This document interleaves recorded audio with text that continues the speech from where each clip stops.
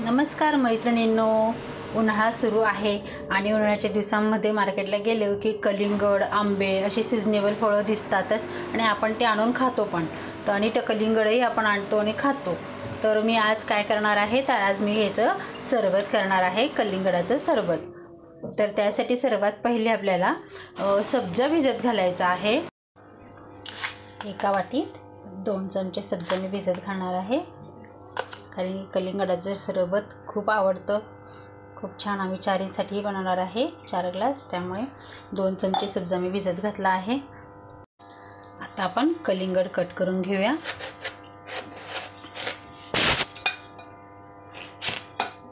छान आहे कलिंगड पण. त्याची पाट काढून घ्यायची आहे.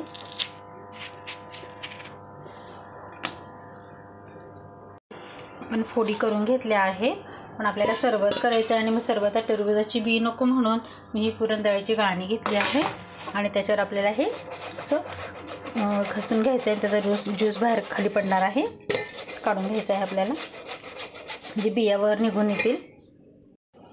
या असे बियावर राहून जातात. ते 2-3च फोडींचा रस करून घेणार आहे टरबुजाचा, नाही तर आपल्याला बाकीच्या फोडी पण टाकायच्या आहेत. तर ह्या रसात आपल्याला साखर टाकायची आहे वितळवण्यासाठी. तर यात टाकायचं आहे 1 ते 1.5 चमचा, म्हणजे हलके 2 चमचे भरून साखर टाकून ती वितळते तोपर्यंत आपण याच्या छान बारीक बारीक फोडी करून घ्यायच्या आहे.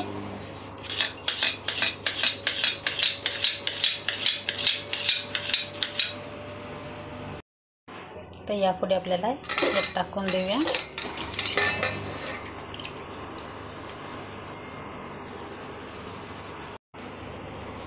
यात टाकून देऊया आपण 4 ग्लास दूध, 2 आणि हे 4 ग्लास दूध आपण यात टाकलेलं आहे.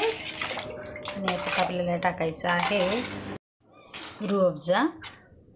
साखर मी टाकली आहे, पण तुम्हाला किती कमी जास्त गोड लागते त्याप्रमाणे तुम्ही साखर टाकायची आहे, कारण की रूअफजा पण गोड असतं. त्याच्याकडे गोड आवडतं म्हणून जास्त साखर टाकली आहे. रूअफजाने खूप सुंदर चव येते याला. यात टाकून देऊयात आपण आता 2 चमचे सब्जा.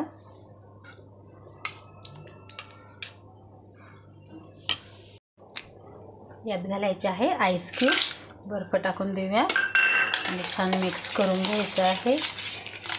आपलं अतिशय सुंदर चविष्ट असं सरबत तयार होत आहे. खूपच छान. उन्हाळ्याच्या दिवसात असं काही छान छान चविष्ट थंड थंड प्यायला मिळालं की खूप छान वाटतं.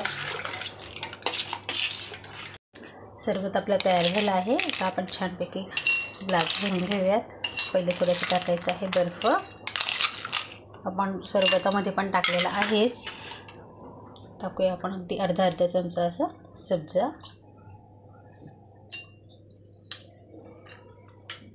आणि यात टाकायचे आहे आपल्याला थोडेसे टरबूजच्या फोडी.